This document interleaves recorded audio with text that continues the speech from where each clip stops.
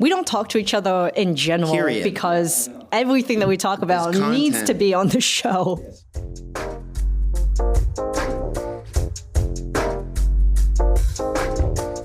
On this episode of Sips and Clips, we're joined with our first ever female feature film editor, Rebecca Weigold. We talk about her start in the cutthroat world of school news, surviving the shock of Syracuse, New York weather, and the scrappy creative ways she learned to stand out early on, including writing poems and literally bringing corn cobs to get onto Cobb. She walks us through the leap from assistant editor to VFX editor to editor, and how those transitions gave her the autonomy to build a career that actually worked alongside raising a family. Well, welcome to this episode of Sips and Clips. My name is Leanne McFalls. My name is Michael Schusterman. Today we have a very special guest. Her name, actually, I'm going to have you say your name because I don't know. I don't want to mess up your last name is really what I'm afraid of. Rebecca Weigold. It's German, actually. Okay. Do you guys go by Rebecca or Becca or Becky, or does it not really matter? Mostly Rebecca. Rebecca. I always hated Becky. Okay. I don't know why. Nothing against Becky's. I just never felt like I was a Becky. I don't like going by Mike. People, sometimes people be like, Mike, there's like 4 people in the world that can call me Mike. But for everybody else, I'm like, it's Michael to you. Whatever name someone uses when they introduce themselves to me. Oh, is the one you use. Is the one I use. And so I can't ever, for some reason, my brain can't ever call them something else because I just don't, I would never think to call you Mike. My football team in high school all called me Shusty. And then I told that to a bunch of people in college, and then they all started calling me Shusty. So I can always tell, but I never tell anybody professionally that, but I'm going to start calling you Mikey Shusty. You can. I won't turn around. I won't even know you're talking to me. But if I say it enough, I think that probably you'll catch on. Yeah. Mikey Shusty. Anyway, Rebecca's here because she is a feature film female editor, and I don't think that we've had a feature film female editor on before. We've had Esther, we've had Amelia, but both of them have edited TV shows. Can you think of? I don't think so. I don't think so either. I'm trying to think. I don't think you're so. the first, Rebecca. That's exciting. Yeah, very excited to have you. But we will start off today's show as we always do, which is what we're sipping on. So I'll let Rebecca go first since she is our guest. Tell us about, she was very excited about this drink, people. A very unique beverage. All right. Which was gifted to me by a mentee. She was over at my house. I think we were having a game night or something, and she'd just gotten back from China, and she's like, oh, I brought you this tea. And I was like, oh, that's amazing. I love tea. What kind is it? Thinking she would say black, green. Right, green, something. And she looks at her husband, and she goes, I'm trying to think how you say it in English. Duck shit tea. I've heard of duck shit tea. I know about duck shit tea. Yeah. Oh my God. I have not heard of this. What? Yeah. And she's like, yeah. And I was like, so is there duck shit in it? And she's like, no, it's not. But there's a story. If I Google it, it'll come up. But it's duck shit tea is a famous fragrant oolong from China's Phoenix Mountain, named playfully or protectively by farmers to deter thieves. Oh. So they used to say that the tea's soil was fertilized with duck droppings so people wouldn't come in and steal their tea leaves. Wow. So it's kind of like an oolong tea? It's an oolong tea. It's good. Okay. It's tasty. It's good. I've had it. Yeah. I will have to try. It's very hearty. I'll have to try duck shit tea. Love it. That sounds great. Shout out to Dora for the duck shit tea. Michael, what are you sipping on? I'm sipping on a banana cloud latte from La La Land, which is the most fancy. I don't know if I'm sure you've been to La La Land. It's not far from here. But La La Land is I always go in there, and it's the most LA coffee shop that literally could possibly exist. But it is so tasty. It's just candy and delicious, whatever. And I really like artificial banana. I might be the only person in the world that really loves artificial banana, and they make a really good banana latte there. But I had earlier, before we had a little technical snafu with the show, I had a McDonald's tea. It's terrible, but I love it. But when I used to work at McDonald's, and I hated their coffee. And so I used to go there in the morning, and I would just I'd be like, okay, what else do we have? And they're like, we have tea. And I'm like, McDonald's sells tea? I didn't know that until now. I had worked there for months and had never sold a single cup of tea. And I was like, where the hell is the tea? It might not be fresh, but yeah, no, literally, it was. She was like, I don't know, it's in the back. It's in a bucket that's just yeah. It literally was. Hours. I was working at McDonald's, I think, in 2014 or something like that, and I think the tea was all from 2008. So I'm thinking that those tea leaves that people get now are probably still from 2008. Dude, I wonder. I actually wonder sometimes when I get the packet, I'm like, is this from, like, did they send one shipment out to every McDonald's in 2008?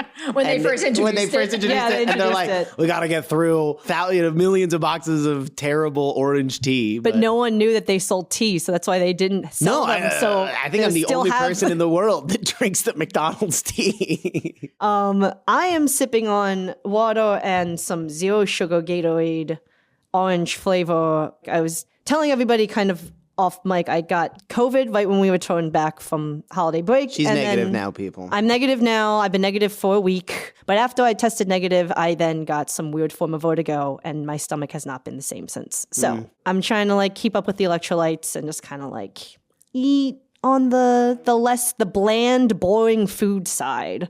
Anyway, Rebecca, we would like to know what your story is to start off with. Just want to know where you came from, what got you interested in film, and how you kind of got to where you are. I grew up here in LA and went away to school, went to Syracuse University. Actually, when I was in high school, I had to choose an elective. And I was debating. I said, should I choose broadcast journalism or regular journalism? And my aunt said to me, choose broadcast journalism. I feel like anyone could take journalism. Like, broadcast journalism sounds different. And I did. Basically, we had a little public access station there, and the broadcast journalism class wrote like the news each week. And then they picked people from the class to be anchors and to read the news. And so I was in that class doing the writing. I got picked to be an anchor. So I was an anchor on the news show. And I started watching all the other people who were in this production class who were working like the cameras and the teleprompter and the sound. And I was like, actually, that looks kind of fun. Being behind the camera. Yeah. So second semester, I defected to that class. Did you go, like when you were a kid, were you also like enamored by film, or just wasn't even a thought? Not really. Okay. I was always enamored by stories. I was a really voracious reader, but I wasn't focused on film. I was not one of those people who was like shooting things on my parents' video camera when I was a kid. So it wasn't until high school and you discovered this class. So it wasn't really until high school that I sort of was like, oh yeah, I like this kind of production side of things. So I did that class, and I really liked that. And I never, like, I'm a pretty good writer, but this is like very ironic, but I never liked writing because I didn't like doing revisions. Like, I like to just pour it out on the page, but I didn't like having to go back and make it look prettier. Yeah, like basically I didn't like editing. But yeah, I liked that kind of technical side of things too. And I think ultimately, like, I've always kind of been drawn to the technical and the creative, which is a great fit for an editor, I think. So yeah, so when I was trying to figure out where to go to school, I was like, well, maybe I'll study broadcast journalism. And so I ended up at Syracuse, which had a good program for that. Very different climate-wise from Los Angeles, California. Yeah. I was going to say Syracuse is. Did you have a little bit of like did you have a little bit of like a cultural shock at all? I don't remember. I'm sure I did. Yeah. Mm-hmm. Definitely, I remember like I got there, and even though like my mom took me shopping and we got some boots and like a heavy jacket, like she had been although she grew up in central New York in Albany. Like, it had been a while since she had been in that climate, and I realized, like, I didn't have the right things, you know? So by the second year, I had, like, the proper jacket, the proper boots. Like, and I think that's what it's all about in a cold climate, is just, like, having the right clothes, and then you're fine. But so you went to Syracuse for film? So I went to Syracuse. No, I mean, my major was television, radio, film production. Okay. Which I think I had like one film class in my major. And I was in the Newhouse School, which was sort of the prestigious journalism school. But I ended up taking a lot of classes in the Visual and Performing Arts School, which had like Hitchcock classes and film history classes. And I was like, ooh, these are kind of fun. I was getting more into that. You know, I wish, being in the career that I am, that I had gone to film school, because I feel like in some ways I missed out on, or I've had to like self-educate about the history of film. But it wasn't really on my radar at the time. So while I was in college, my parents then moved to New Hampshire. So I was suddenly going home to New Hampshire where I didn't know anybody. And my dad was like, you can do whatever you want this summer, but you need to get a job. And I suggest you find something that you're interested in doing for a career. One summer I worked at the local radio station and decided that was not for me. One summer I worked at the local TV station and decided that was not for me. And then one summer, a friend of theirs was directing a made-for-TV movie in Atlanta. And he was like, well, if she has a place to stay and can be a local, we can hire her as the PA. And it turned out my mom had an uncle that lived in Atlanta. So I went down there and stayed with them and was the PA on this film. And I was like, this is for me. This was for a whole summer, or were you on it for a few weeks? It was like the whole summer. The whole summer. But you were production PA. Yeah. So I was like, okay, this is fun. So I graduated. I came immediately back to LA. Okay. One, because I liked the weather, and two, because that's where kind of the opportunities were. Yeah. But at this point, you knew, it sounds like that you did know that you wanted to do something film related enough to come back to LA and be like, I'm going to pursue this. Yeah. Did you know editing at that point or just film, period? I think I wasn't sure at that point, but was just thinking like something production related. So back in LA, and well, I guess I should backtrack. The first thing I did was come here over the summer when I graduated. I was in a sorority at Syracuse, and they had a branch at Cal State Northridge. So I reached out to them and said, like, hey, can I stay there for the summer? I was going to ask where you ended up, if you found an apartment or if you had a they were like, spot. come on over. So I'm sure I paid them something, but yeah, so I stayed at the Sigma Kappa at Cal State Northridge.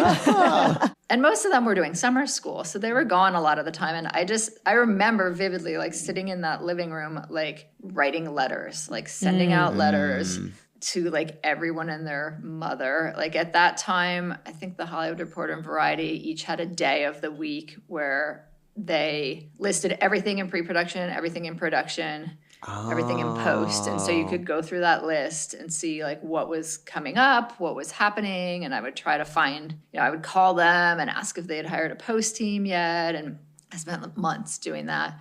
And then I eventually got a job. I had submitted my letter to someone at Warner Brothers. They weren't hiring, but somebody who did the same job in their office was. So my resume got passed to them. So they called me and they were like, hey, are you interested in this position? And they called it the management trainee program, which is a little bit of a misnomer because there wasn't really anything management about it. Although I would argue, it was a good training sort of situation. But basically, I worked for a production executive. I think there were 3 of them at the time, and then one boss over them who oversaw production of like 1/4 of the studio's movies. So my boss was in charge of a group of movies, and he had an assistant, and then I was kind of her assistant. It actually was like a really great starting out job. It was not production or post-production, but it was at Warner Brothers Studios, which was pretty cool for a first job. It kind of was like a PA job, but I dealt with everyone. Like I typed up deal memos, I took paperwork to the lawyers, I took things over to the costume people. Like I kind of dealt with everyone on all of their productions and everyone on sort of the studio side at Warner Brothers in like, a PA kind of way. But like, I'd type up the deal memos and I would read like what people make, and I would, and what positions there were on a movie, and I would take stuff over to the editorial department and I would like ask them what they were doing. And so it was like a really great kind of intro to the film business and all the different components of it. Especially if you didn't go to film, like a traditional film school. So that's definitely great for you. Yeah. It was really nice. It was a really nice situation. And both the people that I worked with were really awesome and really great about sort of like teaching me things and how things work and answering questions. So the deal was that it was supposed to be for a year. As the year was coming up, my boss was stuck in Alaska on a Steven Seagal movie. What a sentence. Wow. I was like, what do I do next? And I reached out to Mark Solomon, who was the head of post at Warner Brothers at that time, and was like, I'm interested in post-production, but I don't know what to do. At the same time, I picked up the UCLA extension catalog and I started flipping through it, and there was a class on how to be an assistant editor. And it was taught by a man named Bernie Balmuth, who taught it for like 100 years. Like I've worked with people who are former students, 40 years older than me, who Wow. are students. He taught like literally how to be an assistant editor, Wow. and he taught taught us how to sync dailies on film. Wow. And he taught us about being an assistant editor and like the politics in the cutting room and how to be helpful. One of the best things that he said, which I still sort of take with me, is, you know, when you're coming in as an apprentice,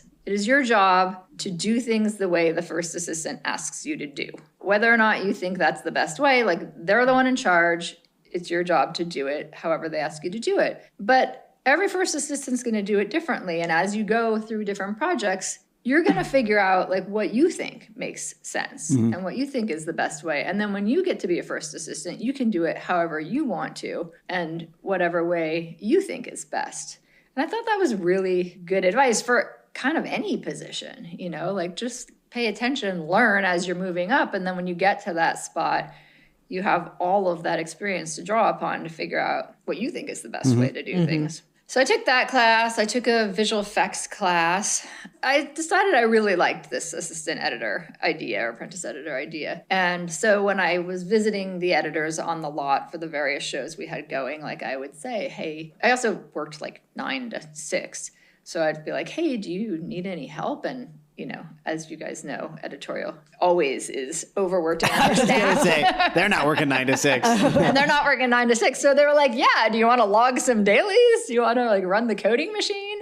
So I would go after work and Oh, that's help them out. they said Wow, yes, yeah. like you Yeah. can come help us out. Yeah. So yeah, they let me come in and I would log the film and I would put it up on the coding machine and code it. Ultimately, I don't even remember how, but I got a job on a movie that Steve Mirioni was doing. But I would do the same thing and like log and code the dailies on that movie and like got some skills. So my boss was out of town. I connected with Mark Solomon, and Mark Solomon, you know, said like, I really like this post-production thing, but I don't know like what opportunities there are. And he was amazing. He basically set up meetings for me around the lot, or not meetings for me, but like allowed me to participate in meetings that were happening around the lot, and like introduced me to a mixer who then became a good friend of mine, and, you know, like let me sit and watch them on the mixing stage and see how all of that worked. He let me sit in on a visual effects meeting and see how that process worked. So I was like, yeah, this is definitely what I want to do. But I was still like, okay, I want to be an apprentice editor, but I'm not really sure how to get there. And I wanted to talk to my boss, but he was like out of town and super busy. And I'm like, well, maybe I can talk to his boss. The advantage I had with that job is I could see all the movies that were coming up. So I kind of targeted one in particular and was like, you know, I think the timing will be right. It's about when I'm supposed to be done and get out of here. And you know, it's not like a huge movie. You know, maybe there's an opportunity there. So I actually wrote, it was actually this movie. I have a poster on the wall. Cobb. For those who can't wow. see. Cobb with Tommy Lee Jones. I wrote him like this whole poem about Cobb and getting the job. And like I brought in one of those like sort of dried like Indian Like corn an actual cobs. poem? An Oh my actual poem. God. An actual poem. And you brought in a cob. Yeah, I brought in a corn cob. Oh my God. And like left this all for him. And he was like, I guess she's serious. So he called me in and he was like, all right, I will do you this favor. I will get you one job. I'm not going to get you any other jobs after this. You're on your own after this. And I was like, okay. And he's like, but you got to get some skills. And I'm like, I have, and I told him what I've been doing. And he's like, okay, great. Keep doing that. And so when that movie came up and they were ready to go, he did me the amazing favor of putting me, I don't know how it works, but like making me a part of the company, the LLC that they formed. So before before it got flipped into a union show. Before so they you signed yeah. the signatory You got agreement. Taft-Hartley lead. Yeah, so I was then forced to join the union, Yeah. and that's how I got into the union. Wow. Without having to get your days. Yeah, without having to get days, without having... And you were on as an apprentice I was on editor? as an Was that apprentice, okay? Yeah. So that was amazing. It was an amazing opportunity that really set me on my path. Like that was my first movie that I did, and I never looked back. That's crazy. I think that's a one of one story. I was like, I don't think anybody else we've interviewed had a start. I don't think that. I've met anybody that's ever happened to. Yeah. I think like there's a few people. It was the corn cob that did it. I think It was definitely the corn I was gonna say, cob. the poem has kind of shocked me speechless. The concept. I just, you know Poem what? is one thing, but then when you bring a Cobb into it, that's like another one. So I know that so from here, I know you kind of worked your way up as an assistant, and you're also a VFX editor as well. In your mind, did you think like, oh, I do want to be a VFX editor, or were you just like, there's a job opening for VFX editing, and I'll take that and kind of like go back and forth? Kind of the latter, but it was a little more calculated than that. Like basically, I'd worked my way up. I always wanted to cut. I always wanted to be an editor. And I made a choice at a certain point of like, because opportunities would come up, but it'd be like, hey, we've got this indie movie. We don't have any money. It's for a month. Do you want to do it? And I'd be on a studio movie as an apprentice for 10 months, making, more money than I'd ever made in my life. And I was just like, it was difficult to leave. And so at a certain point, I made a decision like, well, maybe it's better to work with the best of the best and to work my way up that way and then tried to make the transition as opposed to doing more cutting now. Mm-hmm. I still don't know if that was the right choice. It's funny because Dora, my mentee, asked me one day, like, which path she thinks is better. And I was like, I don't know, because I think that the route that I chose did really expose me to a lot of things at a very high professional level. Yeah, I was going to say, you've kind of worked almost every department in the post team, maybe outside of sound editor. You've done the breadth of it all. So you've seen basically every part of the and when you work on studio movies, you work with a certain caliber of people. Yeah. Mm-hmm. You work with a certain caliber of equipment. Yeah. You work on certain caliber of locations. So you get a lot of experiences that you don't on an independent movie. Not that there aren't great independent movies, and there are a lot of great people working on them too. I think it's just a little more hit or miss. So you were editing like indie movies, so I or you were assisting? Okay. I chose to You chose to stick with the studio assisting editor as opposed to going to editing like a low budget. Exactly. I see. Okay. And I guess because I was good at it, like I was able to keep working, and I never had time in between projects to do other things. Mm-hmm. So I continued on that path. This is leading back to your question. Yeah, that's okay. Yeah. But still like wasn't really cutting. And I kept thinking like, well, the opportunity is going to come. And after a while, and after working with some of the same people a lot, I was able to say like, hey, I want to cut. And they would let me cut as long as I did my job. My job is always my first priority, whether I was the second assistant or the first assistant or whatever.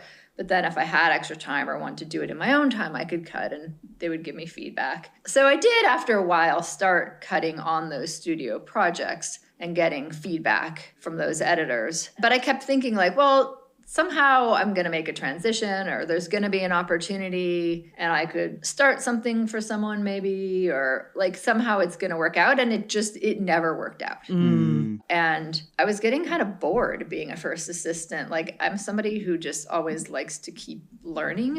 And not that like I was unhappy. I just was kind of restless. Like I'm always like that. When I was an apprentice, after a while, I was like, okay, I need to be a second assistant. Like I know this, I can do it. I want to be learning more. I want to be challenging myself. And then I'd get antsy, and then I'd figure out how to move up, and I'd move up, and I'd be like, okay, like this is good. Like I'm learning things. And I always like it. I think some people don't like being freelance, but I do, because it's always a new situation, a new group of people, opportunity, a new group of people, a new set of skills, new parameters to learn. And I like thrive in that kind of environment. But after a while, I'd been a first assistant for a while. I'd been cutting, but I wasn't making the transition to being an editor. And one of the execs at Sony that I'd worked with a lot called me up and was like, hey, we need a VFX editor on 22 Jump Street. Do you want to do it? And I was like, do I know how to be a VFX editor? And I was like, well, I guess like as a first, I've been doing it. Like a lot of movies that I worked on where they didn't hire a VFX editor. You were the one doing it. I was handling 100 or 300 or however. Turnovers, shots. VFX. Yeah. So like I kind of had been winging it. And I was like, yeah, sure, why not? I didn't have anything else coming up at the time. And I was like, sure, I'll try it. And I actually was really happy with that decision. It was not something I ever planned, but it was great for a lot of reasons. Like one, it did give me the opportunity to learn a bunch of new skills, because what I was doing while I was the first assistant was only scratching the surface of what a visual effects editor does. There was a lot more to learn. Again, it's like that blend of the creative and the technology that I really enjoyed. And also, I found as the first assistant, you're really tied to the editor. Like you need to sort of be on the same schedule they're on. You need to really just be there when they're there and always be by their side, which I enjoyed because you learned a lot and you were right in the middle of the process. But I also had kids. Yeah. And it was really hard not having any control over my schedule. So as the VFX editor, I kind of could make my own schedule as long as I got the work done. And it's not like, I was doing half days or anything, but like I could look down the week and go, okay, we've got this big thing that's due on Thursday. My daughter has a band concert Wednesday night. I'm going to have to leave an hour early. I'm going to stay late and work on that on Wednesday instead of like, not being able to go to the band concert on Thursday. Right, yeah. So it just made life a little bit easier for me to have that autonomy. And did you find those skills at that point? Like it wasn't much different than you being the first assistant but doing VFX tracking and then jumping into a full-on visual effects editor role? Was it vast? Was it different or like different? Okay. No. What I was doing translated, like I still did all of those things, but then I also did a lot more things. Okay. I just at the time, like I was using somebody else's database. And so I ended up creating my own database that, functioned in ways I wanted it to and was more intuitive for me. I guess like you do on any job, you just sort of learn more on every project. And, I learned more about what things cost. I learned more about doing temp comps. I learned more about, things that are good to anticipate so you don't have problems or, how to answer questions that people have about VFX. So yeah, like they're definitely all the skills that I had served me well, but there's definitely much more to the job than what you can fit in as a first assistant. You're kind of doing the bare minimum of the VFX editor job because you just don't have enough time.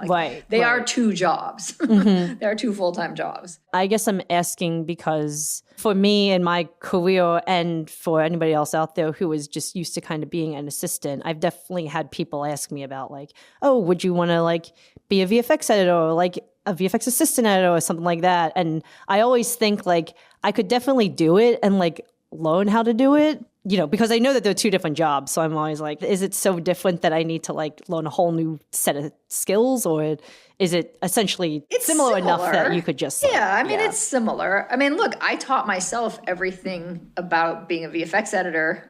My entire career. Like I never worked with another VFX editor who was like, this is how we do things. I just kind of did what made sense it out to me. Yeah. Do you do your comps in Avid or do you do them in After Effects? Both. I like Avid because one, you can roll things out. You're not constricted to that if the cut changes, and it's easier to track back all the elements, but there definitely are things that After Effects does better. I'll usually start in Avid, and if I get frustrated, I'll move to After Effects. But definitely, like, I think an assistant could easily work as a VFX assistant because they'd have someone there who is showing them how to do things. And there are a lot of transferable skills, even if maybe like the workflow is different. Okay. And, learning how to do temp comps is just practice. I guess people could give you pointers maybe. I don't know. A lot of YouTube tutorials. Yeah, exactly. That's kind of how I learned.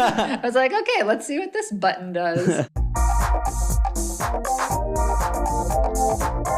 Looping back to something you kind of said earlier, you said you'd worked with like a bunch of the same people over and over again. Kind of the two questions Leanne and I like to talk to a lot of editors about is their first assistant philosophy. So if you have any, kind of philosophy around being a first, happy to pick your brain about that. But also, what are the benefits of sticking with the same group of people, the same like editors and assistant editors and like a kind of team versus the more freelance, just hopping between teams? To address the first one, I don't know. I've worked with a lot of people who are like, they never overtly say it, but they're like, this has to be your entire life. Like, it's not acceptable. Being a first. To, being anything. It's not acceptable to have an outside life. Like, Yeah. and no one ever says that, but it's definitely implied. Yeah. Oh, yeah. Yeah. Like, oh, you need to leave when to go to your daughter's band performance? Oh, okay. You're giving, I would say you're giving me anxiety just saying I've worked it. with Yes. more of those than the opposite. Yes. So, I'm a big believer in work-life balance. Clearly we're in a profession that makes that challenging because we have such long hours and such demands on our time. But it's not like a job where if I don't get to it, someone else will pick it up in the next shift. Yeah. It's like if I don't get to it, then everyone downstream doesn't get what they need. Yeah. So it is difficult to And there's take like 2 hours, deadlines that like can't really be moved. Yeah. So it's like, But there are also times where people work just to work. There are times where I'm like, we don't need to be here late. I think that when I'm working with people like additional VFX editors who I'm overseeing or assistant editors when I'm the editor, like I'm a firm believer that like you have to be there for life's important moments. And like especially as parents, but as partners or friends or whatever, we miss a lot of those because of our jobs. And if I'm working with someone who is doing a great job and they're working hard and they're like, I got to go to this thing for my kid tonight, even if it's like, oh man, we've got a huge deadline, but all right, I just say, yes, do it. Like, I just trust them that this is important to them, and they wouldn't be leaving at this time if it wasn't important to them. And they're doing a good job and they support me. So I want to support them equally. I like what I do. When I'm off, I'm always excited to start a new job. I'm excited to go back to work. And when I'm done with a job, I'm always excited to have some time off. Yeah. I have no problem filling my spare time when I'm off. And I think like you got to keep that balance. When you're at work, you need to work hard and you need to stay however long it takes to get the job done, but you don't need to stay 1 minute longer than that. Yeah. So I guess to circle back to the first question. Oh, yeah. What are the benefits of sticking to one team versus what are the benefits of hopping between quote unquote teams or editors or whatever? So I think there's benefits to both. I mean, the biggest benefit to having a team that you work frequently with, especially if you're not at the top of the team, like the editor, is regular work. If they're working regularly, then you're working regularly. And I definitely have benefited from that. But I've encountered people who've worked with the same team for so long that they've become kind of insulated. Like when you work with different teams, then you see how people do things differently. You learn new things or new ways of doing things, or even if it's like a new keystroke or like, I remember going on to one show and being like, how do I copy paste information down a column? And the guy was like, oh, you just do this. And I was like, oh my God, that's like changed my life going forward. Yeah. Like now I can copy and paste everything in a bin. And it's a little thing, but it's also a time-saving thing. Yeah, totally. Definitely. And I think the ideal scenario for me or for anybody is like you have different groups of people that you work with regularly. So it's a familiar thing. You know each other, you get along, you know how they like to work, but you're also exposed to different people and different situations. So you're continuing to grow your skills. So I guess my next question for you is I want to know how you made the jump from, I guess, assistant editor or VFX editor just straight to picture editor. After a certain point, I was always cutting on the studio features that I was on. And I often got credit, like an associate editor credit or an additional editor credit. Not every time, but a lot of the times. And then I started trying to do, at a certain point when I was really frustrated, like I started trying to make more time to do independent things and to cut shorts on the side or between projects and to get in editing jobs as I could. I don't know. I don't even really know when to say the transition happened, except that once I finished The Woman King, which was maybe 4 years ago, I guess I thought to myself, if I continue to take VFX editor jobs, I am going to continue to be a VFX editor because there always was an opportunity there. And I'm grateful and appreciative for that. But it never was what I wanted to do, ultimately. And so I kind of drew a line in the sand at that point and was like, and also, in my personal life, I was also at a point where I could draw a line in the sand. Yeah. And I was like, okay, I am not going to take any VFX jobs. I am going to try to just edit. And by this point, I probably had done like 5 or 6 features already. As the main picture editor. As the main picture editor. But they were independent things. You know, a lot of them were successful. Like the directors wanted to hire me again, but they didn't really get a lot of publicity or a lot of attention. Yeah. So in that way, they didn't really create further opportunities for me. So I was like, I'm just going to find editing projects, and I'm going to turn down VFX editor projects. And that's what I did. And that's kind of what I've been doing since. Although every once in a while, because I started doing a lot of independent things, about once every year and a half, I would take a VFX editor job to get my union hours in so that my family and I continued to have health benefits. And I would find the shortest one I could. Yeah. Really. And I would do that. So that's, I think, kind of when the transition happened. You know, I was able to find things to do. Like I cut a couple of shorts. I met these female filmmakers in Brooklyn who were making shorts, and I cut one of their shorts, and then they had another one, and I cut a Christmas movie called The Gettysburg Christmas, which just came out on Amazon, and I did a recut on a sci-fi movie. So I was able to finally kind of just be cutting. Now, it was at a huge pay cut. Yeah. Right. Yeah. And even with the VFX jobs, like because I needed it at a certain time, you know, to fill a certain slot, I couldn't be picky about, which ones? The rate or what it was or who I was working with. So because you were able to be an additional and like co-editor credit on these features while you were assisting, and then you were editing indie films and all that, is that kind of how you were able to solidify yourself as just like the main editor on a studio feature film? I think so. I mean, definitely. So it goes back to what we were talking about earlier. Like, I think there were a lot of benefits to the way that I did choose to go, like staying in the studio world, working on a lot of big things, meeting a lot of people. But then stopping and really focusing on editing gave me a lot of skills that I didn't get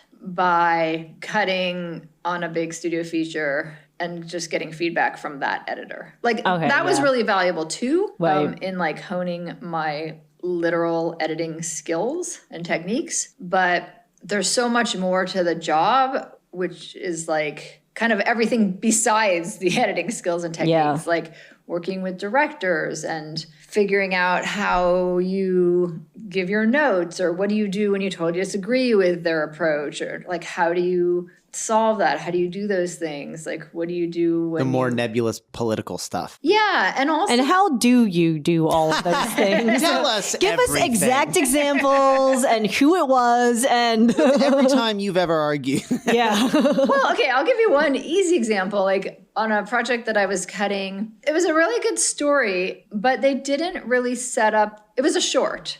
They didn't really set up the main character very well. So a lot of the story wasn't landing. I see, yeah. Because you didn't know who she was and why she had made these choices and why she was this way. And so as we were going through it and trying to figure out how to solve that, we decided we could try to put some dialogue into the first scene, like in voiceover. It gives you more information about this character so that then the rest of the film resonates more with you because you understand where she's coming from. And so we worked on it, and we were just trying to cram all this stuff into a very small space, and it wasn't really working. And it all took place in New York City. And I was like, what about, remember like Manhattan, where there was like that introduction that was all shots of the city, and there was a voiceover. And by the end of that voiceover, you knew exactly who that character was. You hadn't even seen him yet, but you knew exactly who that character was. And I kind of pitched that to them, and they were like, yeah, I don't know. And I was like, it's a really good idea, I think. And they were like, yeah, maybe, I don't know. And so, I was just like, well, I don't know how to do what we're trying to do. I don't know how to make what we're trying to make work, because we're just trying to cram a lot of information into a little space, and it feels like that. It's not natural. So I finally just created it. Like I sat down, I found a bunch of stock footage, I wrote the voiceover. I read the voiceover. I am not an actor. That's the reason I'm in post-production. And I showed it to them and they were like, oh yeah, this is great. And so like they couldn't visualize what I was talking about, but when I showed it to them, they could understand and they had feedback. They were like, oh, this is great. But actually like some of the shots that you used don't really feel like the vibe of our story, like some of the stock footage shots. And I was like, oh yeah, you're right. And so then like we tweaked the stock footage so that it flowed more cohesively into the rest of the piece and did feel a part of the piece. And so it's sort of things like that like create a collaboration. You know, I had an idea, but then they made it better, you know, and it's just like being open to different perspectives and different ways of doing things. And sometimes you do just have to show people. I would imagine long-term as well, you know, if you keep working with the same directors, it creates a sense of trust too, that it's like, hey, like I'm not trying to mess up your story. Like, like I'm bringing ideas to help make your story and the work that you're trying to do better. Yeah. And I think with good collaborators, that's understood. They're not defensive about it. No, yeah. They're like, oh, okay, now we see what you're saying. And the work that you're doing is solving this problem that we couldn't foresee. And like, oh, that's really great to have that in my corner. So as I mentioned before, you're the first female feature film editor that we've got. So I wanted to ask you a little bit about that. Does it feel different for you at all being like a female editor versus like a male editor and kind of like I mean, I don't know if it's any different for you or if you don't even think about it at all. Well, it's definitely something I'm very aware of. I don't know what it's like to be a male film editor, so I don't know how it's different. Well, I guess like what you've maybe experienced working with other female or male editors. Yeah, I mean, I think there is a difference. I think, you know, the example that I often tell is I was working one time as a VFX editor on a film, and the director, the editor, and the second assistant were all male, and the first assistant was female. And I think it was the first time I ever worked with a female first assistant. And this is recent. And although I guess I had been a first assistant for a long time, so I wouldn't have. But there was a point in the movie where all the guys would go out on the patio. We were kind of on the top floor of this building and talk about golf and smoke. And I did not participate in either of those activities. So I therefore didn't join them. But it just got me thinking, like, here is this second assistant who's getting a lot more face time with the director and the editor than I am in a casual social interaction purely because he's a guy and they're guys. Mm-hmm. And then I kind of had the opposite experience with the first assistant who was a woman. And for the first time on a show, like, she also happened to have 2 daughters. And so we were talking about our kids all the time and, you know, challenges that we had with them. And, you know, as Thanksgiving came up, we were comparing menus and like what we were going to cook. And it was so nice to have someone in the cutting room who was, you know, doing things that I did and relating to things that I related to. And it was just more of an observation. Like, I'm still really close with that director and that editor, and they're awesome. It's not a black and white situation, I think. You know, I grew up with brothers. I've worked with a lot of men. I always have gotten along really well with men. I had a lot of friends in high school that were in college that were men. So it doesn't like bother me. But I think there is like a bond there. And I think, you know, just by nature of your sex or just by nature of, you know, where you grew up or what country you're from, or like it's just something you have in common. And I think there's an advantage to that. I think that like people tend to help people who are like them, and they tend to bring up people who are like them. So when there aren't women above you, there may be less opportunities. Like, I think you can't dwell on the unfairness of it.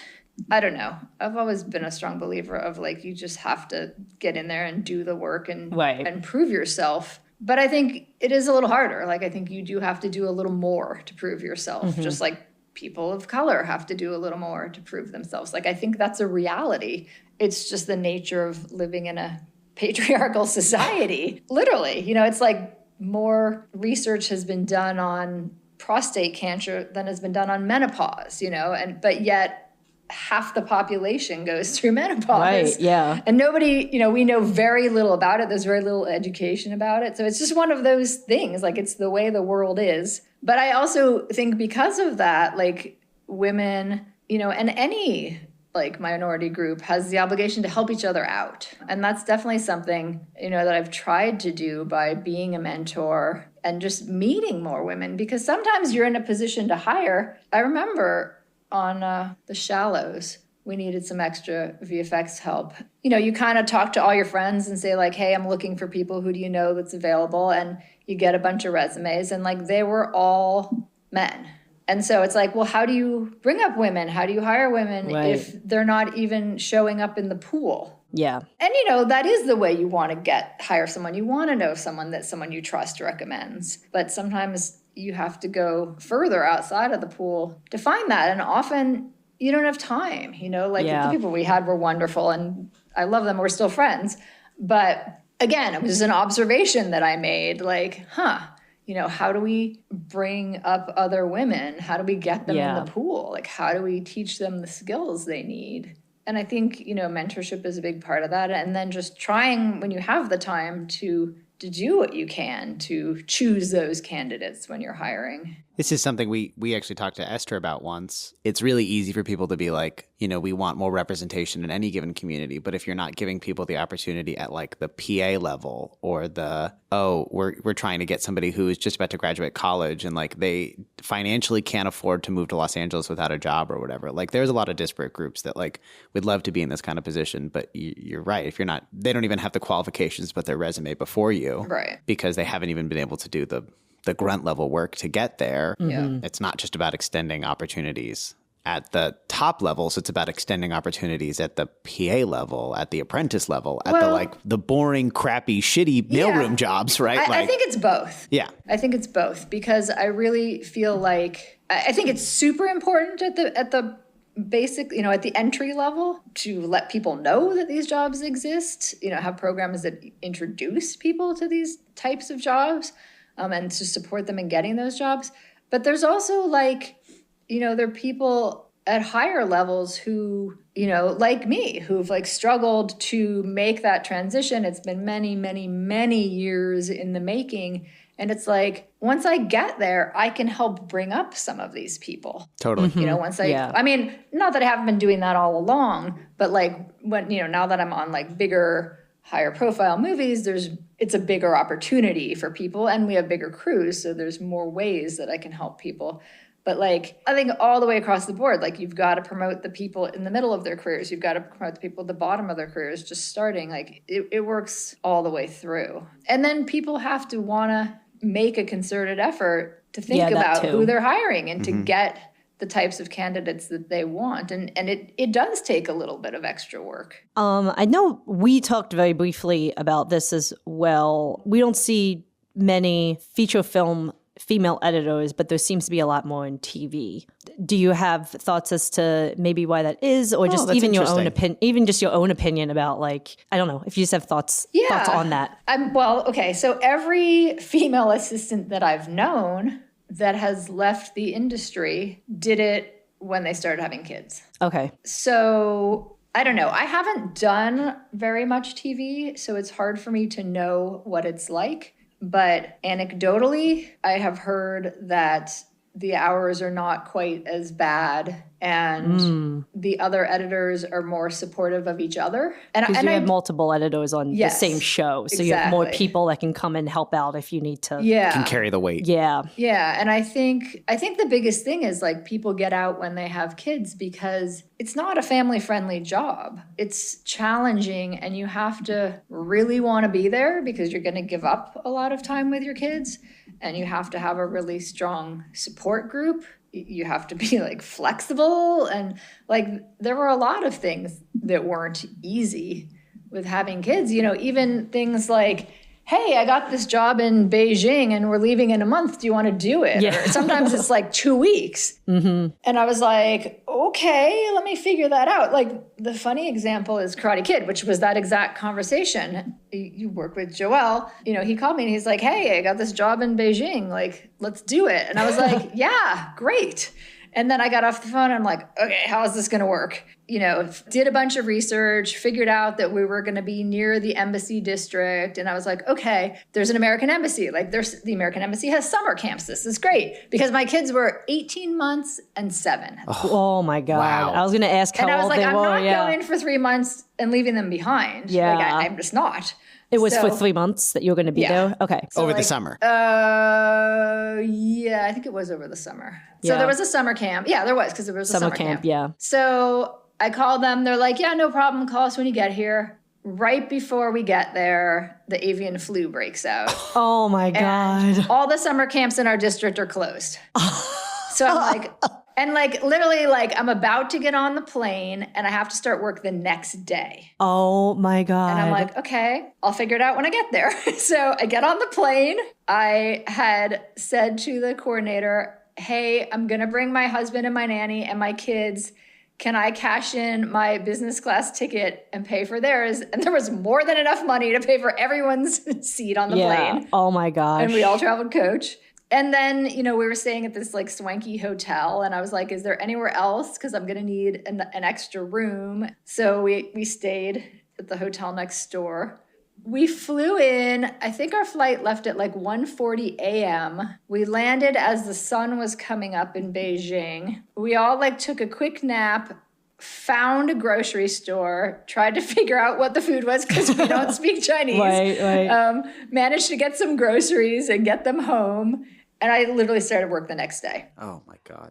And every spare second, I'm Googling summer camps and trying to find something. God. And so I found one called the Riviera Country Club, which was in another district. But for very little money, I could get a driver who would pick her up and take her there. Remember, she's 7. Yeah. But I'm like, I've got to find something for her to do. Right. So she went, to that camp the whole summer. She had a great time. And it all worked out great. But the whole story is just to say that Joelle knew about none of this. Okay. I just had to deal with it all on the side. And I really make a concerted effort to keep my personal life and the fact that I have kids from being a problem for the people that I'm working with. Mm-hmm. I didn't hide it from him, but I just made I didn't make it his problem. I just didn't make it a problem. I just dealt with it. But it's a lot, Yeah. It's a lot to balance being a parent and working in features. Well, that was our next question was, being a parent and then working in feed. Now, I do want to ask, because this is a question that I've always wondered for female editors, is do you get any type of maternity leave when you gave birth to your child? Technically, no. Okay. Well, you get state disability. No, that is not in the union contract. Okay. You can collect state disability I think it was 8 weeks or something. I don't know. My kids are old now, 18 and 23, so I'm sure it's changed since then. But yeah, there's no formal arrangement for it. So the first time, you're going to laugh at this, we knew we wanted to get pregnant. I was on a job. I did the math. I'm like, if we try right about this time, I'd have the baby right after the show ends. That's what I was wondering. And I actually was able to get pregnant in my desired time frame. And then they extended the schedule. Oh, and I was like, oh, man. I was going to say, is that what, I guess that's what you might have to, I don't know. I just can't imagine So I will say, if you want kids, then you have to. Both shows that I was on, I left when I had the baby. I took 3 or 4 months off, and then they called me and said, can you please come back? Jeez. But how long in between you leaving and them calling you was that? A week? Well, I kind of made it clear, I think, in both instances that I wanted at least 3 months. Because, you can't really do that much in those early days. I completely agree. But the first one, they were like, yeah, we want you back. And the second time, they actually said to me, I said to them, look, because that one, I was pretty pregnant when I started the show. So everybody knew going in that I was pregnant and I was going to be leaving, but they wanted me to start the show. So I went off, I had the baby. About 4 months later, they called me and they were like, hey, can you come back? And I was like, yeah, what did you have in mind? And they were like tomorrow. Oh, God. And I was like, I cannot come back tomorrow. Oh, my God. First of all, I'm breastfeeding. Yeah. But, you know, I could maybe come back Monday. Yeah. And they were like, okay, that would work. And I was like, okay, I'm breastfeeding, so I'm willing to wean my child, but that doesn't happen overnight. Like, I'm going to need to pump for a while there. And they're like, yeah, that's no problem. I'm like, I just need a space that's private. And they're like, yeah, no problem. We'll figure it out. And I was like, okay. It's just also very indicative of how all of this is really built for like a men's kind of world and this whole thing. Like, it's just not built, like all of these systems and everything we have in place is not built for the concept of like getting pregnant and starting a family. That's actually, true. Now that you say that, it's reminding me when I got pregnant. So I think... Yeah, I filed for disability because you get like however many weeks of disability. And then when that runs out, you can go on unemployment. Mm-hmm. Okay, yeah. And so I filed to go on unemployment and it wasn't kicking in. And for whatever reason, I ended up having to call unemployment to talk to a person. And I was like, here's the thing. Like, I had a baby, but now, like, I finished the job or I left the job to have the baby, but now I'm still out of work. So I'm trying to collect unemployment. And he literally said to me, I've never had this happen before. What? So you've never had, well, he's like, I've never had someone who's freelance in the film industry have a baby and then go on unemployment and then eventually go back to work. And I was like, what? Well, oh, they just have the baby and they're done. They retire. Or, I mean, I don't know. He had no way of knowing that I was going back to work. It was literally just like The situation leaving to have a baby. Yeah. Oh, Wow. my God. Leaving a That's freelance show to ridiculous. have a baby. Going back to female editors in TV, there just seems to be by observation, there always seems to be that there could be more because like it's a little bit easier as far as schedules and demands and all that, as opposed to features. I'm sure they still have a lot of the same demands, but I think schedules and having other support, you know, if you're an editor, I mean, I think it's probably still just as hard to leave to have a baby, but like, you can have a kid, and if you have to go to something one night and someone has to show the director something, you can probably leave it in a bin and another editor could show it to him. Right, yeah. Relay the notes to you or something like that. Like, there's a little more internal support. And if it's more of just a regular job, if there's multiple seasons and stuff like that, then it's like, oh, you left at the end of season 2, but you're coming back at season 3. Like, it's probably just more of like a regular job. It works a little bit easier is probably my guess in that regard. Yeah, I don't know. And I feel like there are going to be TV editors listening to this who are going to be like, you don't understand. Which is true. I don't. Totally fair. Totally fair. But I don't know.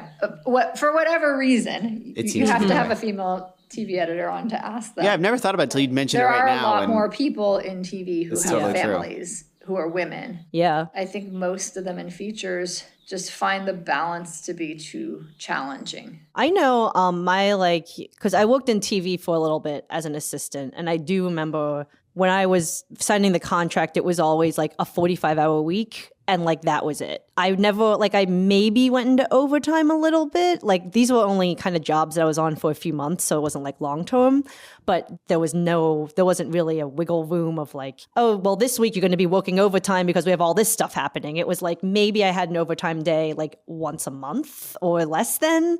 So I feel like the schedules at least were pretty like 10-hour days. Here you go. And I think that I've talked to other TV editors that have shared the same type of situation. So it's not just me, but that makes sense. You have to really want to do it. Yeah. I was determined that I could do both. I didn't really know how, but I was determined that I was going to. It seemed, but you did. You did. I did. Well, you know, you can ask my kids when they're in therapy years from now how successful it was. But no, like I'm really proud of my kids, and I'm really proud of like the relationship I have with them. And, you know, I did try to go to everything for them, which was not always easy and not always supported, but I did it anyways. And, you know, like, I wasn't there to have dinner with them every night, but I made sure that the time that I was there was quality time. And, you know, and I made sure that I was always involved in their lives and always a part of what was going on and aware of what was happening in school and with their friends. And you know, I think it's doable, but it definitely takes some strong resolve and knowing that it's extra work. Like, and setting up the boundaries, it sounds like, with work as well, to be like, I need to leave. And also just like realizing you're never going to have any time for yourself. because it's work and family, which is fine.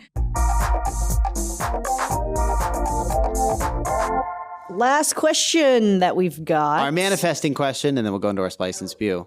Is there anything that you really want to work on? Because sometimes there's like a book that you read as a kid that you're like, it's my favorite book in the world, and they've never made it into a movie, and oh my God, wouldn't I love to just make that thing happen? Or is there that kind of actually happened? Oh, did it really? One of my favorite books is All the Light You Cannot See. Yeah. And I was like, this would be such a good movie. Like, I can't believe this hasn't been made into a movie. And they actually made it into a miniseries a couple of years ago. It was really good. Anything else that doesn't exist yet that you want to work on? I think for me, it's less about like, I want to work with this person or on this type of project, but more like general. Like, I want to work with... I love projects that make me feel something. Mm-hmm. My favorite movie this year has been Rental Family.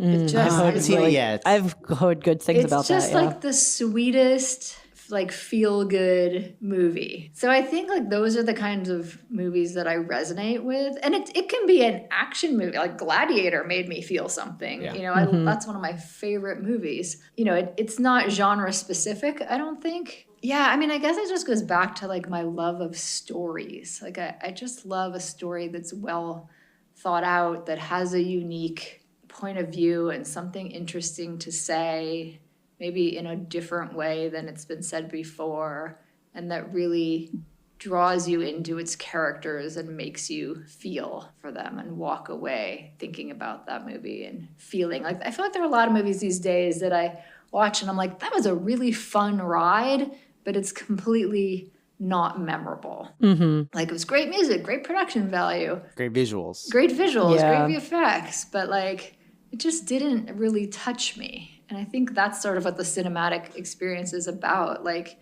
being in a dark room with a bunch of people and taking your history and your experiences, and everyone can watch the same movie and experience it in a different way based on where they're coming from and what their life experience is. And I think like that's what it's all about, like trying to make something that speaks to people and that people do resonate with. Yeah. It is remarkable how many films these days lack like a basic philosophy. Like they just don't have anything to say. They're just kind of like, oh, I'm just telling a story, as opposed to being like, I have a reason I'm telling this story. Yeah. Like there's something at the core of There's my heart. subtext. Yeah, there's something I'm trying to get off my chest, and this is my way of getting it off my chest, as opposed to like, oh, I'm just going to tell a fun story about a whatever, which is sometimes fun, but I'm totally with you. It's remarkable how often I don't feel watching a film. Yeah. And I will say, like, a lot of those films are made by women and minorities. You know, there was a statistic, I think it People was... who struggled is the answer. People who had it hard in some way or another. Or who weren't in that, like, didn't come up through the corporate environment so much.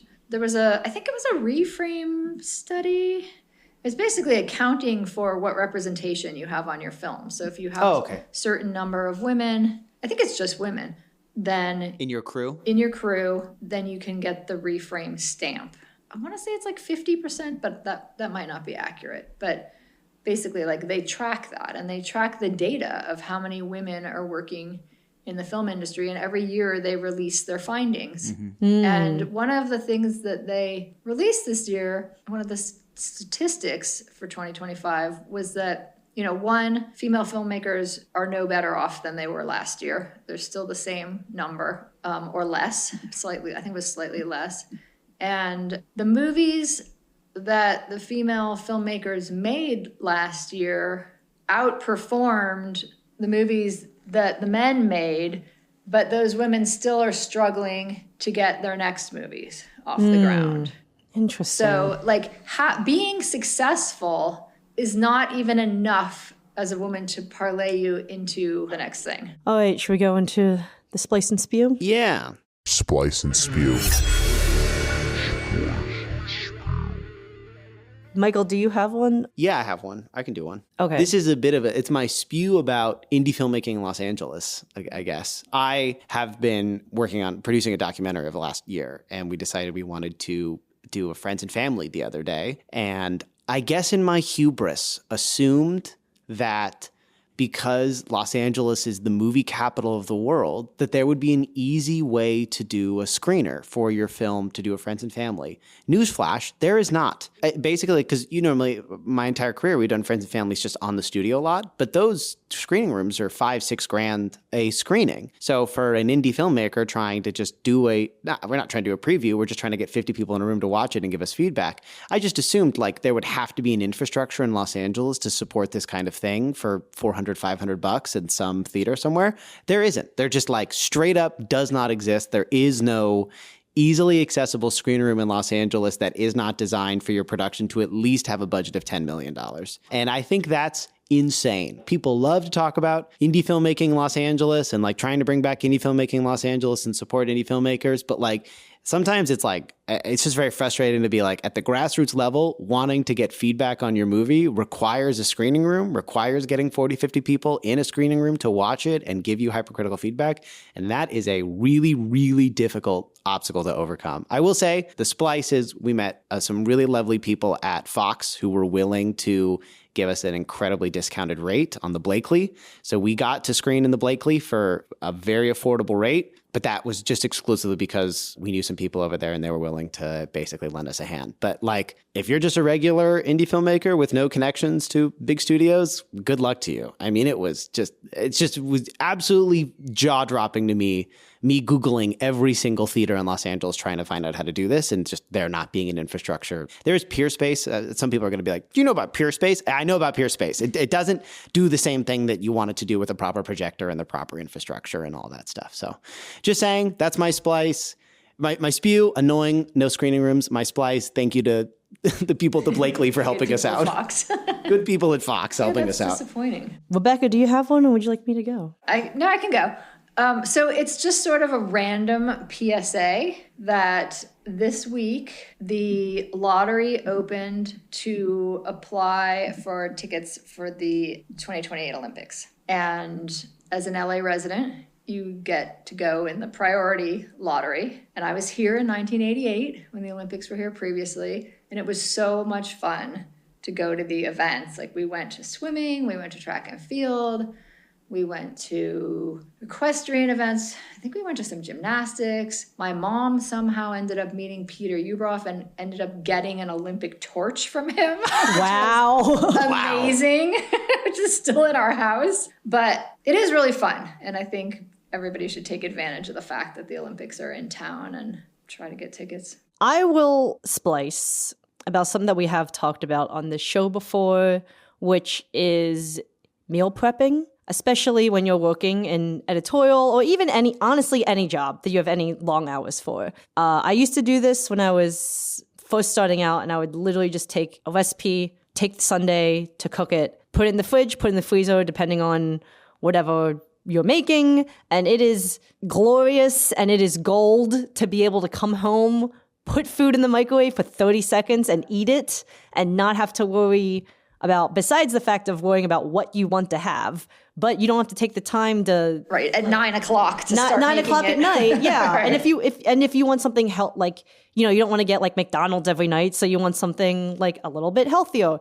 Make chicken on Sunday, however you want to do it. You could barbecue it, like grill it, whatever you want to do, and just put it in the fridge or put it in the freezer and then take it out the night before, thaw it, you come home, it's done, it's ready. So I just want to put that back out there for people. Take the time to meal prep if you are struggling or very concerned about what your next meal will be, like I am every day. Or putting on weight because you're sitting all day long. Yeah, that too.